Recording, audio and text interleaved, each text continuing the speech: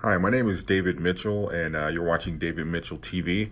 And today we're going to do a brief book review with one of my favorite authors, which is Robert Greene, and we're going to touch on the 48 Laws of Power and whether or not the book is manipulative. Coming right up.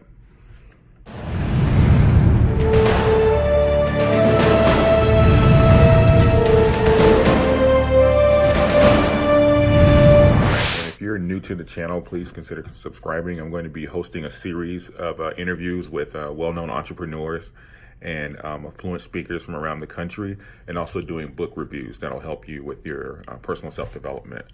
And the reason I said as far as the 48 Laws of Power and whether or not they're manipulative is because over the years, I've had a number of people who've seen me read the book, or because I typically carry my books with me, or even just online saying that, oh, the book just teaches you how to manipulate people.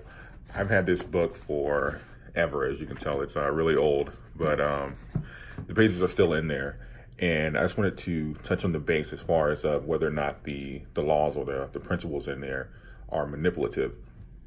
And excuse me, I think that as far as what you get from the book is, it all just depends as far as on your perception, because the laws in there, if you are a manipulative person, you'll take principles out of the Bible and manipulate them. I don't believe that the 48 Laws of Power teaches you how to manipulate people per se, but in a way, if you can look at it, it's almost enlightening as far as to the things that are taking place. That's how I viewed and what I got from the book, because these principles, as well documented in the book, have been well underway and have been practiced throughout the centuries. So to say that teaches you how to manipulate, I believe that manipulation is comes from within. It's in the heart. I don't think necessarily it's like a go-to or a YouTube video or something people learn how to do. If you're a manipulative person, if that's in your spirit and your personality, I believe you're going to gravitate toward that naturally.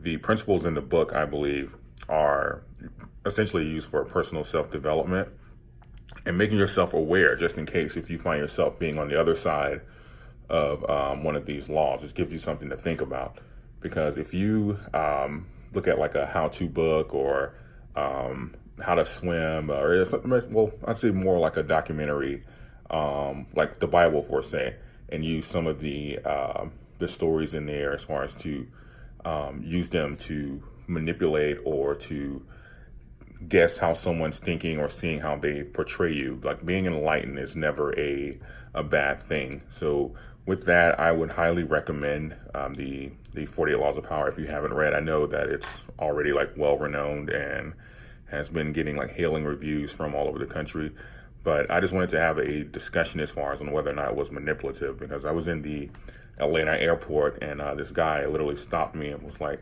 hey, are you reading that? It teaches you how to manipulate people or whatnot. And I completely disagree. I just think that it all depends on the person and your way of self-developing. The book is on Amazon. It's everywhere if you haven't read it. Robert Greene is an amazing author. He wrote the 48 Laws of Power, Mastery, The Art of War, I believe The Law of Seduction, The 50th Law with 50 Cent. Just an amazing author. So if you haven't read any of his books yet, I would highly recommend it. Thanks.